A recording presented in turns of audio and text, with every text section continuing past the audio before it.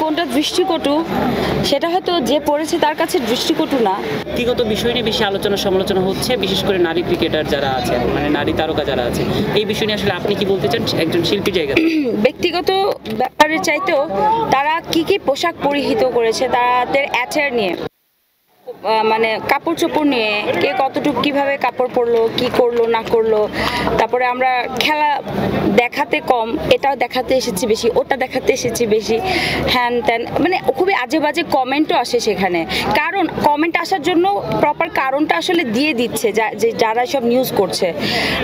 আমি নিজেই এটা ভুক্তভোগী। আমি ব্যাগ নিয়ে যাচ্ছিলাম প্র্যাকটিস ম্যাচ শেষে, পিছন থেকে কোনো একটা চ্যানেলের, আই ডোন্ট নো, মানে আমি এটা হয়তো বা বের করে দেখাতে পারবো, এটা জাস্ট ভিডিও করেছে, ম্যাচ শেষে তাসনুভা তিশা ব্যাগ কাঁধে চলে যাচ্ছে আর আমার পিছন থেকে শট নেয়া।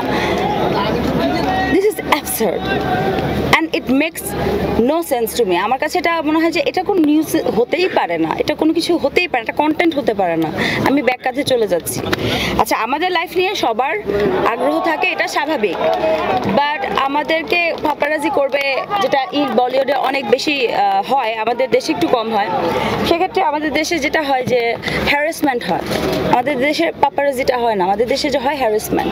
কীভাবে হয় না বলে একটা ভিডিও করে দিয়ে এবং ওটাকে খুবই নেগেটিভলি পোর্ট্রে করা হয় এবং ওটার জন্য ভুক্তভোগী হই আমরা। যমুনা ইলেকট্রনিক্স ঈদে ডাবল খুশি অফার সিজন 3, যে কোনো পণ্য কিনলেই পাচ্ছেন নিশ্চিত ঈদ উপহার। দিন শেষে আমাদের ফ্যামিলি এগুলো দেখে এবং তারা কমেন্টও পড়ে, কমেন্ট পড়ে আমাদেরকে অনেক কিছু মানে প্রশ্নের উত্তর দিতে হয়। তো আশা করছি, এবং এই নিউজটা যখন আবার যারা দেখবে তারা বলবে আপনারা একটু ঠিকঠাক মতো পড়লেই হয় কাপড়, এটাও আবার কমেন্ট করবে। দেখেন এর থেকে ঠিকঠাক আর কি পড়তে পারে, এখানে তো আসলে শাড়ি পরলেও তো আবার কমেন্ট করবেন, কি যে পরবো জানি না। যাই হোক, খেলা তো আসলে খেলাই, ছেলে মেয়ে সবার জন্য একই রকম অ্যাটায়ার, এখানে ওড়না বা হিজাব পরে খেলার কোনো সুযোগ নেই। তারপরে আমাদের মেয়েরা যথেষ্ট চেষ্টা করছি আমরা আমাদের জায়গা থেকে যতটা মানে একটু কন্ট্রোভার্সি এড়িয়ে যাবার জন্য, কারণ কন্ট্রোভার্সি তো শেষ নেই। এত চ্যানেল, এত কিছু, এত কথা, পজিটিভের চাইতে নেগেটিভ স্প্রেড হয় বেশি। কোনটা দৃষ্টিকটু সেটা হয়তো যে পড়েছে তার কাছে দৃষ্টিকটু না। এক একজনের পার্সোনালিটি এক এক রকম। আমার পার্সোনালিটি ভাই, আমার ঢোলা টি শার্ট ভালো লাগে, আমার টাইট টি শার্ট ভালো লাগে না, বা I prefer to wear something loose, over size.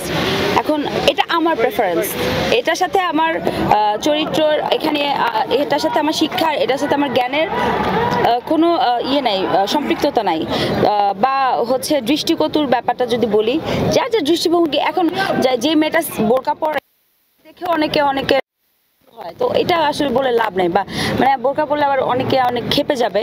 মানে আমি মিন করেছি যে অনেক শালীনভাবে একটা সালোয়ার কামিজ পরে, ওড়না পরে খুব ভদ্রভাবে এসেছি, তারপরেও কিন্তু অনেক ধরনের কমেন্ট শুনতে হবে। ইনফ্যাক্ট আমি আমার নিজের পার্সোনাল এক্সপিরিয়েন্স যদি বলি, একদম পার্সোনাল এক্সপিরিয়েন্স, আমি যতবার আগে যেটা হয়েছে, মানে মিডিয়াতে আসার আগে বা আমার যে সময়টাতে আমি ইউনিভার্সিটিতে পড়েছি, একা গেছি বা আসছি, ওই সময়টাতে সালোয়ার কামিজ পরে যেতাম।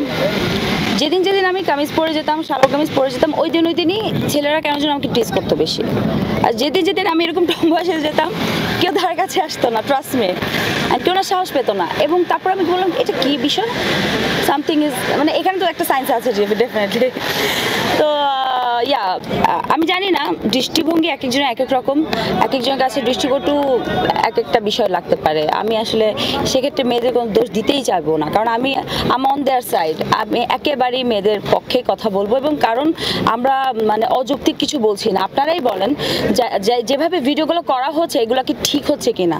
আর আমার মনে হয় আমি আপনাদের কাছে অনুরোধ করবো, অন রেকর্ড, সাংবাদিক ভাইরা যারা আছেন, বড় বড় চ্যানেল থেকে এসেছেন আপনারা বেশ স্ট্যাবলিশ চ্যানেল, অনেক বছর ধরে আপনারা নিউজ করছেন, আমার আগেও যারা সিনিয়র যারা ছিলেন তাদের নিউজ করেছেন, তাদের আমাদের পাশে এসে দাঁড়িয়েছেন, আমাদের বিপদের সময়, আমাদের ভালো সময়, বিভিন্ন সময় আমরা আপনাদেরকে পাশে পেয়েছি, হোপফুলি পাবো। সো সেক্ষেত্রে আমি আপনাদের কাছে অনুরোধ করব, এই ধরনের চ্যানেল যারা আসে, বা আপনারা আপনাদের একটু অ্যাপ্রুভালটা, মানে ওদের আমি কীভাবে হয় যায় না, মানে তারা সাংবাদিক হিসেবে কিভাবে এই ধরনের নিউজ করে, তাদের এগেনস্টে কেন কোনো ব্যবস্থা নেওয়া হয় না, এখনো হচ্ছে না আমি জানি না, কারণ আমি এর আগে একবার ভাইরাল একটা ভিডিওর ব্যাপারে কথা বলছিলাম যে লেপেল পড়া নিয়ে অনেক বড় একটা কাহিনী হয়েছিল, এবং এরপরে ওই লোক কিন্তু আমি এই স্টেডিয়ামেই সেই লোককে দেখেছি আমাদের প্র্যাকটিস ম্যাচে, এবং সে আমার সামনে আসতে ভয় পাচ্ছিল, আমি কিন্তু নোটিস ঠিকই করেছি তাকে।